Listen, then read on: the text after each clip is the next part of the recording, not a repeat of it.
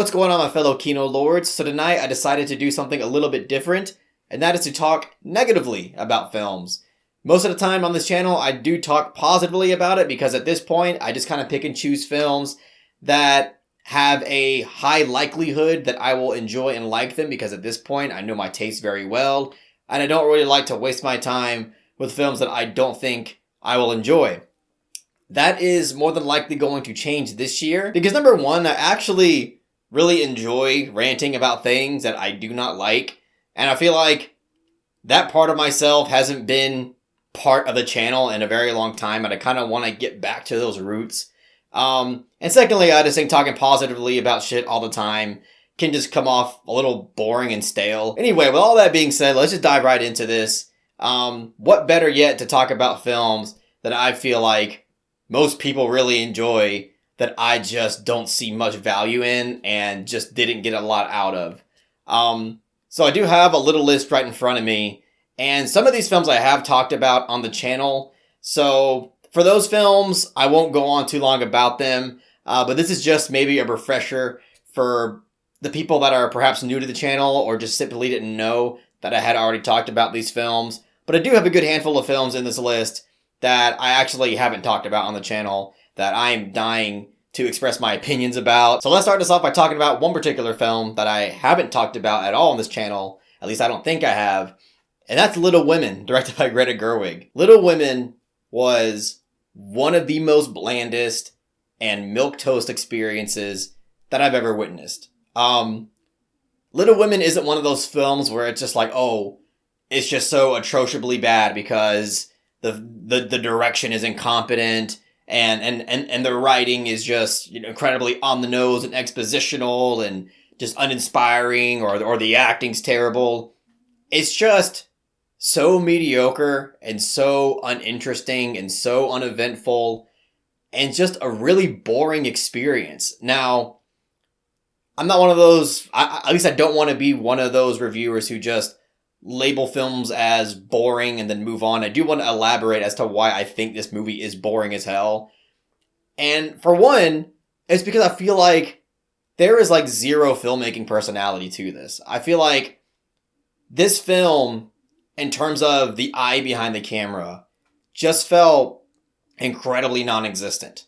I felt like anybody could have been behind this camera and anybody could have visually presented this story in the way that it was. There was just a huge lack of attitude, huge lack of style, and it just made the experience that much harder to get into. Now, I understand there's some movies that don't require that, but it makes up for it in really great writing and, engaging narrative detail and things of that such. But this film also didn't really have that at all.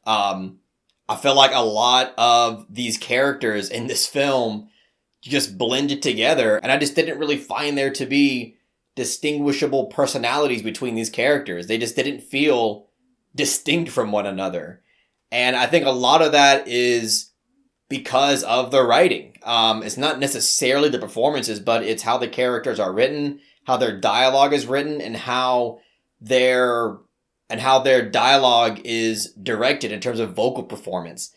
I feel like a lot of these characters are talking to each other like at a million miles a second, and there's like almost no room in between for pause or any like genuine reaction. It's just like, boom, here's dialogue, boom, here's dialogue, boom, here's dialogue, boom, here's a reaction to that, boom, here's another reaction to that. And it's just, there's like, this film just is relentless with the way that the dialogue is directed and the way that these characters are exchanging words between another. And it made it, again, really difficult to get into. Not to mention, besides even the female characters in this film, even the male characters were just fucking boring and just really uninteresting. Timothée Chalamet's character in this film, blandest thing that I've ever seen. He was just so useless and just there for, I guess, narrative contribution for one of the female characters. It's been a while since I've seen it, but let me tell you, I remember Timothée Chalamet's character being insufferable in this movie. But yeah, overall, I also feel like this film doesn't really have much conflict between the characters, and there's not really much conflict in the narrative as well. It's like this film expects me to be engaged in it because of its enriching characters, but there is no enriching characters. It's just a bunch of characters that I feel like mesh into one and created just such an annoying and elongated experience. And a lot of people really love Little Women, but this to me is a complete dud. I really dig Lady Bird, and I love Barbie, but Little Women to me is a stinker. I just didn't like the movie at all. And with that, I'll move on to a different film, which is a film called Chronicle. I do have a whole review on this. I reviewed this I think 3 years ago now. But I know a lot of people really like this movie. I'm sorry, this movie sucks. I fucking hated this movie. It's awful. It's absolutely awful. And, again, I had some hope for it because a lot of people that I respect were like, oh yeah, man, I remember watching that movie when it came out and I loved it and I had such a fond memory of it. I'm like, all right, cool, bet, let's watch it. And it fucking sucks. This movie is just, it's so, again, I hate using labels like boring, but I won't use boring. I'll use cringe. This movie is just full of laughable and uncomfortable cringe moments. And that's just because of the way that the performances were directed and the way that the dialogue was written. And it just, and even like narrative moments that just I couldn't help but bust out laughing. There's a scene where two of the characters are arguing in the middle of a thunderstorm in the sky, and then one of his friends literally gets electrocuted by a lightning bolt. And I thought it was like a comedic relief moment, and then the very next scene, we see the actual funeral taking place of the friend that got struck by lightning, and I was just like, this is insanity. Couldn't really believe that so many people were praising this movie. But even then, Dane DeHaan in this movie he's just so, look, Dane DeHaan, not really the best actor. Sometimes he can be cool. I kind of dug him in A Cure for Wellness, even though I think he was deeply miscast for that role. But in this movie, he's got some cringe moments for sure. And I don't even think that's fully his fault. I just think just the direction and the writing were just really bad. But beyond all that, like, it's just another, people were like, oh, it's so different from, your average, superpower movie kind of thing. It's really not. Like, it follows like by the numbers what you would expect out of a cliche superpower movie with teenagers. And it was a difficult experience to get through. It really was. I won't stay on this too long because I do have a whole review for it. If you want to check out more in depth as to why I do not fucking like this movie, please do that.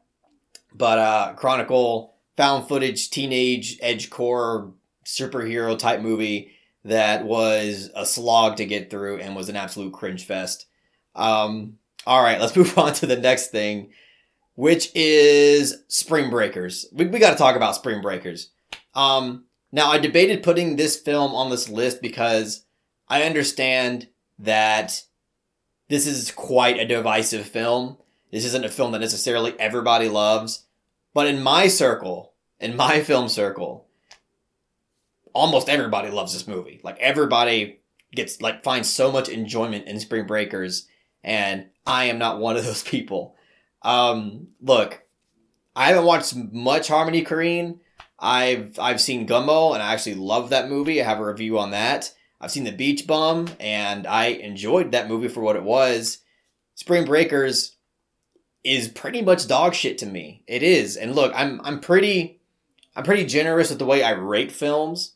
So a lot of the times, even if I really just do not enjoy a movie, it takes a lot for me to give a movie like a 2 or a 3 out of 10. So I did ultimately give Spring Breakers on rewatch like a generous soft 4 out of 10.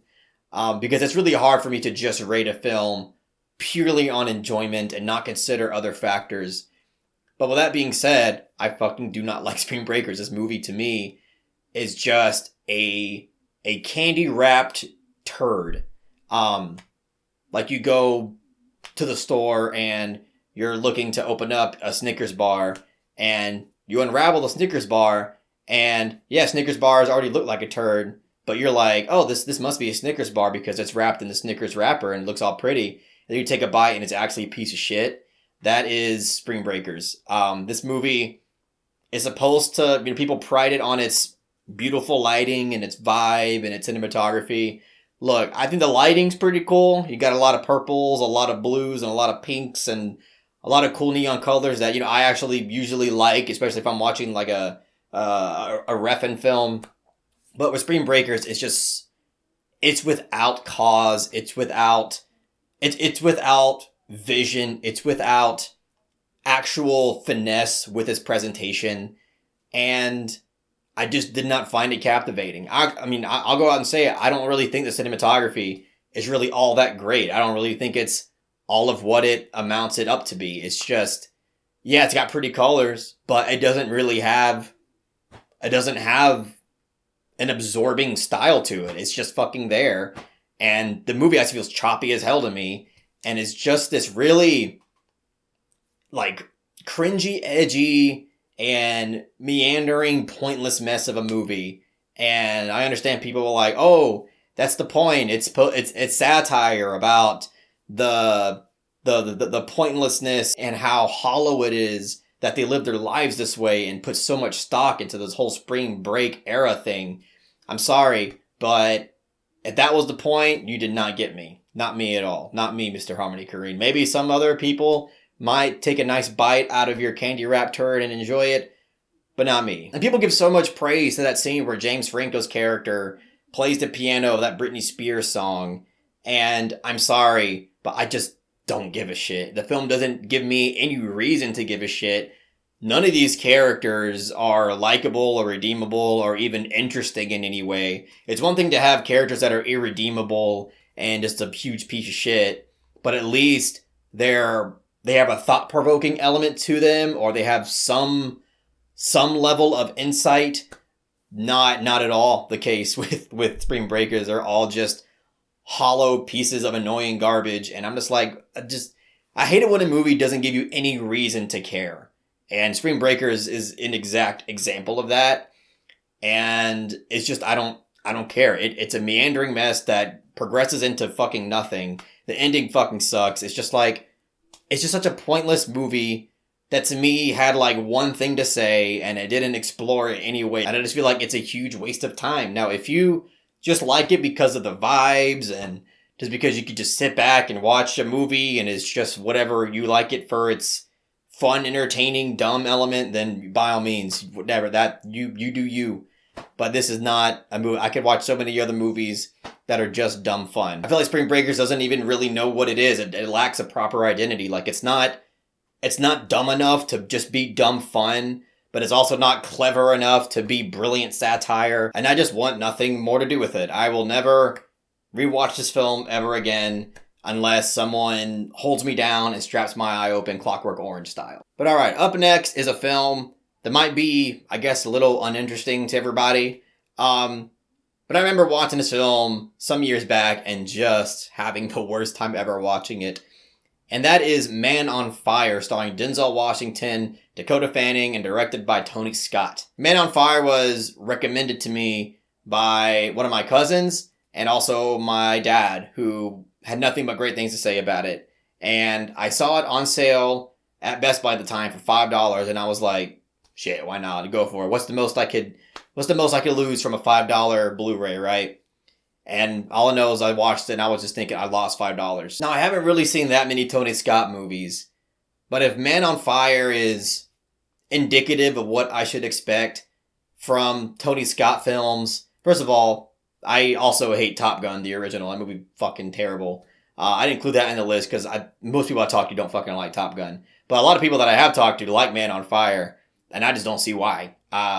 This movie is, again, if this is indicative of the Tony Scott I should expect, it's just so rambunctious and so bombastic with its editing style and how it chooses to capture action or really anything in general. This film is just overcompensating what it offers with this annoying, hyperactive editing style. No matter how hard it tries to amplify itself through the editing, I am just not buying it because I do not care about anything that is going on, and I'm not falling for the trickery here.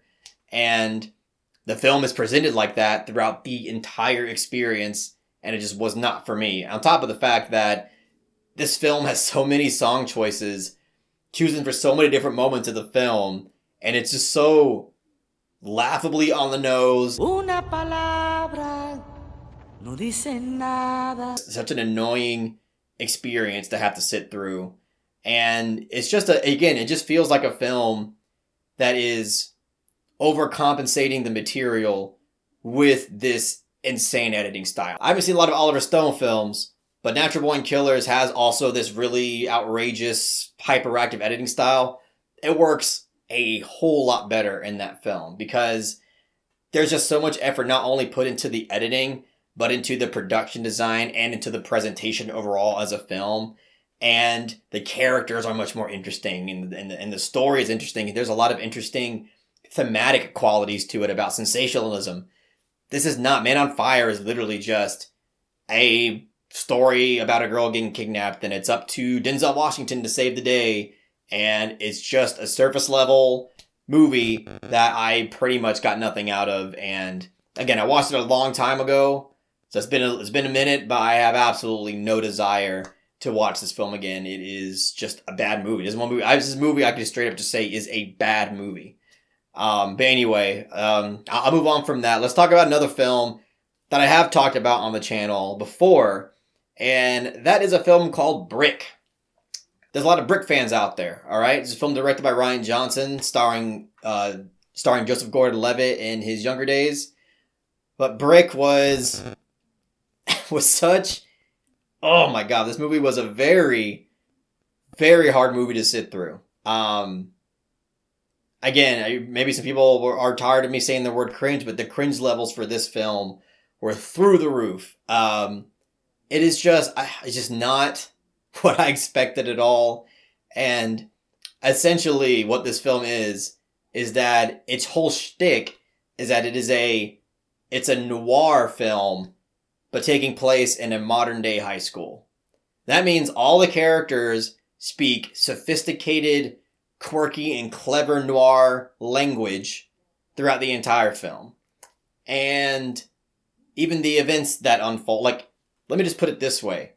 This film feels like a bunch of high schoolers that are role-playing theatrically as noir characters in a noir movie, and it's not taken as a comedy or a joke in any way. Like, this film wants me to take it 100% seriously, and it was just so difficult for me to get through this film because of that fact. I think if this film presented itself in a more self-aware and more comedic way, then I think I would have enjoyed it somewhat.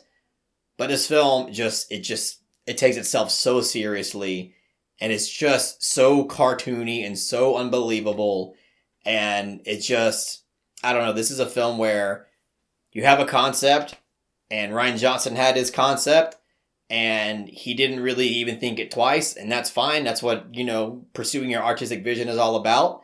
But to me, it just failed. Because for me, there's just a huge lack of believability, and it just made me hate every character and all the shit that was spewing out of their mouth, and didn't care at all about the story. Especially since noirs are kind of notoriously known for having these intentionally convoluted narratives.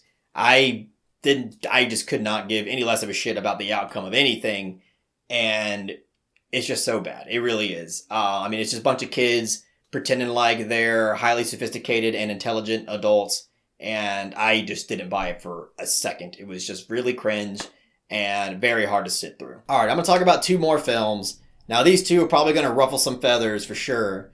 But I'll start with one that I have already talked about on the channel some years ago, and that is Richard Linklater's Before Sunrise. Now, disclaimer, I have not seen any of the other Before movies. I've only seen Before Sunrise. I haven't seen Before Sunset. I haven't seen Before Midnight. But Before Sunrise was a film that I thought I really was going to enjoy because of the overwhelming amount of love that it gets. But, again, a film that was just really hard to sit through for me. It really was. it's a film that just did not capture love and romance to me in a compelling way, or even really in a mature way as well. This film just to me just projected this privileged white college kid's fantasy of going to France and meeting somebody so philosophically matured and being able to have these complex conversations with them as they walk around France. And it was just not my cup of tea in the slightest. Maybe if I found some relatability to their dialogue or was compelled by their interactions and could sense this genuine sense of romance between them, then I perhaps would have appreciated a little bit more. I mean, granted, there is one decent scene in this film that I remember that takes place in a vinyl record store, and it's because there's like no dialogue. They're like stuck in this record listening booth thing, and it's just the interactions between them without dialogue that I thought, okay, that was a good, interesting moment between them. But pretty much the rest of this movie is just a bunch of back and forth, pseudo-intellectual, philosophical dialogue that I just didn't find compelling in any way. It made their personalities feel very up their own ass and just did not speak of genuine sophistication to me at all. And I don't know. Again, this is a huge hot take because everybody that I know loves this movie. They're so compelled by it. To me, it just didn't work. I didn't like these characters. I didn't like the dialogue that was written for them. I like the concept more or less. I like what Linklater was going for in terms of having two characters speak to each other for a long period of time and relying on the dialogue between them to create a connection. But that connection just was not there for me because of, I feel, how poorly written it is. And a lot of people who I've told this to always respond with, oh, but dude, you haven't even seen Before Sunset yet. That is the best one. It's much better than Before Sunrise. And I'm so, I told myself that I would give it a shot, but I have not felt any ounce of motivation to do so.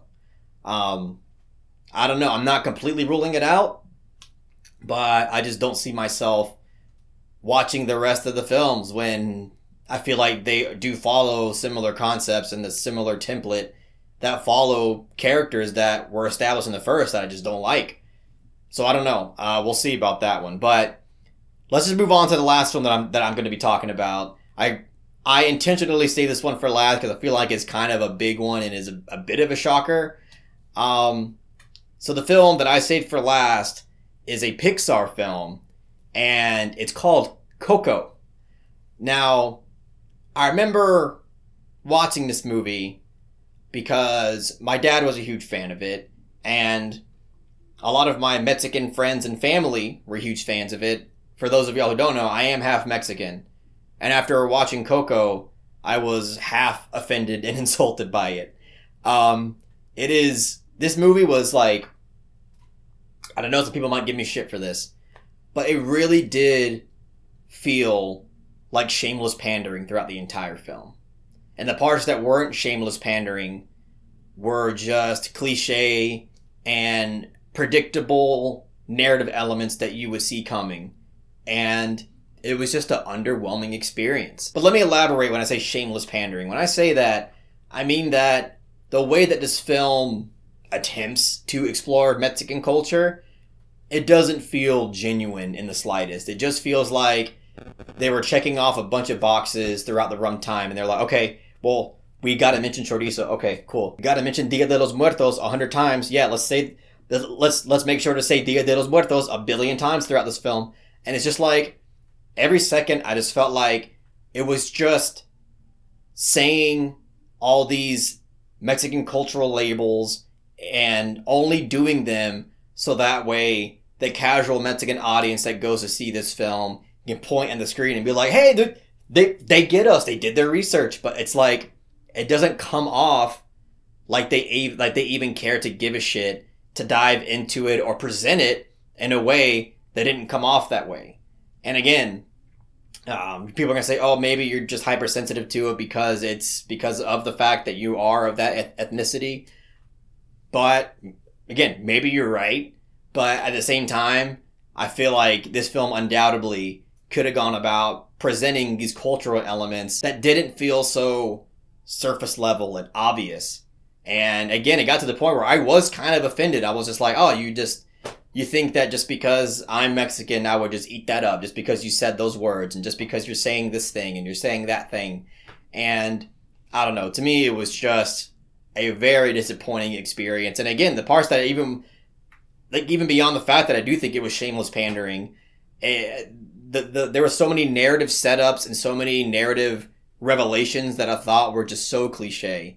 I mean, the whole narrative foundation that kicks off this entire film ignites because of his grandma not wanting him to pursue music. You know, he's thinking about music too much, you know, and then she like breaks his guitar or whatever. And it's just like one of those classic things where it's like, oh, he's being confined and he's not, you know, he's just not free. He just can't explore himself. Like, we've seen that in so many Disney films. And it's just like, this film just follows that template, except it's in Mexico and there's Mexican things going on. And then it goes to the whole, you know, idol thing where he looks up to whatever the fucko's name was, Ernesto de la Cruz or whatever his name was. And then, oh, it turns out that he's actually a fraud, and he was looking up to a false idol. And it's like, oh, I didn't fucking see that coming for the billionth time in all the Disney films that I've seen before. And then the whole like Mama Coco thing, like she's supposed to be this, like she serves as the emotional core and is a centerpiece to the emotional finale of this film. But I just didn't care about her because we spend no time with her at all. Like the film just wants me to care about her because she's a great grandmother and that's about it. And they're like, oh, well, you spend a lot of time with her because all the memories that he's experiencing come from Mama Coco's head and shit. I'm like, okay, big whoop. That's not enough for me. I need more than that. And especially if you're going to have Mama Coco be part of the emotional finale of this film, it just did nothing for me. Usually I actually easily fall for the Disney Pixar emotional manipulation element of their films. I always fall for it. I'm always crying during those moments that a lot of people consider to be manipulative, and they're right, but I fall for it. But in Coco, I just was not. Like, it was a flat line for me. Felt nothing during that whole, what was that song called? Remember Me. I just did not enjoy it. I felt nothing. Mama Coco could have gotten carried away in a casket and I still would not have given a shit about it. Yeah, those are a lot of, I just kind of dug up a lot of the hot takes that I had and just decided to throw them out there and see what y'all think about it. I don't expect for this video to get all that well received considering the nature of the topic, but I hope I gave y'all some entertainment. I hope you thought it was interesting. And yeah, that's about it, really. Make sure to give me your hot takes in the comment section. What are some of the films that you really hate that other people love? I am really curious to know what those films are. I put myself out there. Now I want to know what you guys feel. So make sure to comment those down below. And if you really enjoyed this video, please give it a thumbs up and share it amongst your friends. And don't forget to subscribe to the channel to be updated on more from related content.